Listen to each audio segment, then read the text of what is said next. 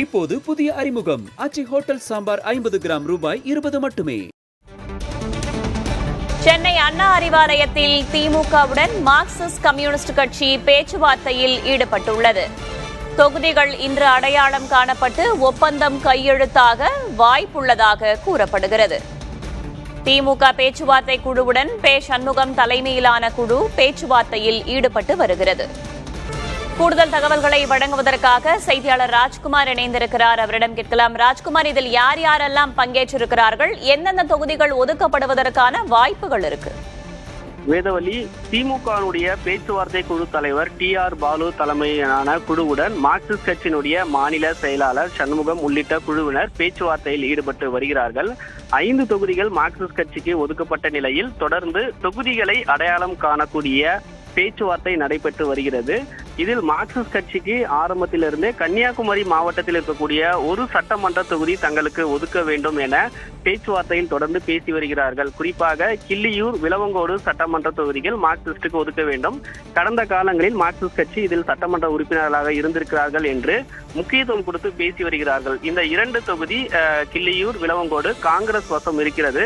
அவர்கள் விட்டுக் கொடுக்க தயாராக இல்லை என்ற ஒரு தகவல் இருக்கிறது. இதன் காரணமாக பேசி வருகிறார்கள்.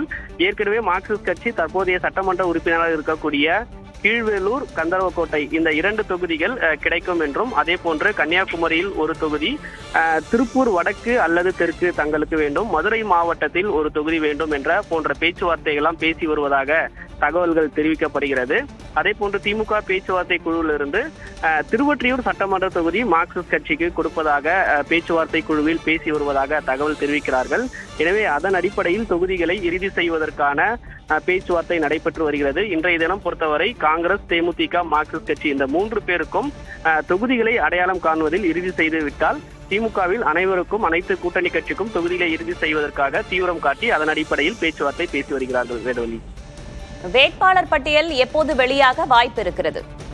திமுகவை பொறுத்தவரை திமுக தலைமை கூட்டணி கட்சிகளுக்கான அனைத்து தொகுதிகளும் ஒதுக்கீடு செய்து அதை இறுதியாக அறிவிப்பதற்கான திட்டமிடலில் இருப்பதாக தெரிவிக்கிறார்கள். குறிப்பாக மதசார்பற்ற முற்போக்கு கூட்டணியினுடைய தலைவரும் முதலமைச்சருமான மு.க. ஸ்டாலின் கூட்டணி கட்சிகளுக்கு எந்தெந்த தொகுதிகள் ஒதுக்கீடு செய்திருக்கிறோம் என்று அதிகாரப்பூர்வமாக அறிவிப்பதற்கான திட்டமிடல் இருக்கிறது. இன்றைய தினம் அதற்கான வாய்ப்புகள் வரக்கூடிய பட்சத்தில் திமுகவுடைய வேட்பாளர் பட்டியலை வெளியிடுவதற்கான திட்டமிட்டு வருவதாக கூறப்படுகிறது. ஒருவேளை இன்று அல்லது நாளை காலை திமுகவினுடைய வேட்பாளர் பட்டியல் முழுவதுமாக வெளியிடுவதற்கான திட்டமிடல் இருப்பதாக திமுக தலைமையிலிருந்து தெரிவிக்கப்படுகிறது. திமுக ஒருபுறம் அறிவிப்பு செய்தவுடன் கூட்டணி கட்சிகள் அந்தந்த கட்சிகள் தனித்தனியாக அவர்களும் வேட்பாளர் பட்டியலை வெளியிடுவதற்கான வாய்ப்புகள் இருப்பதாகவும் காங்கிரஸ் கட்சி டெல்லியில் இதற்கான ஆலோசனை கூட்டம் நடத்தி வருகிறார்கள். தொடர்ந்து விசிக, இடதுசாரி கட்சிகள், மதிமுக அனைவருமே அவர்களுக்கான வேட்பாளர் பட்டியலை உடனடியாக அறிவிப்பதற்கான திட்டமிடல் இருக்கிறது. இன்றைய தினம் அனைத்து கட்சிக்கும் தொகுதிகள் இறுதி செய்து விட்டாலே உடனடியாக வேட்பாளர் பட்டியலை அடுத்தடுத்து வெளியிடுவதற்கான திட்டமிடல் இருப்பதாக தெரிவிக்கிறாங்க. வேதவழி, தகவல்களுக்கு நன்றி ராஜ்குமார். இப்போது புதிய அறிமுகம் ஆச்சி ஹோட்டல் சாம்பார் 50 கிராம் ரூபாய் 20 மட்டுமே.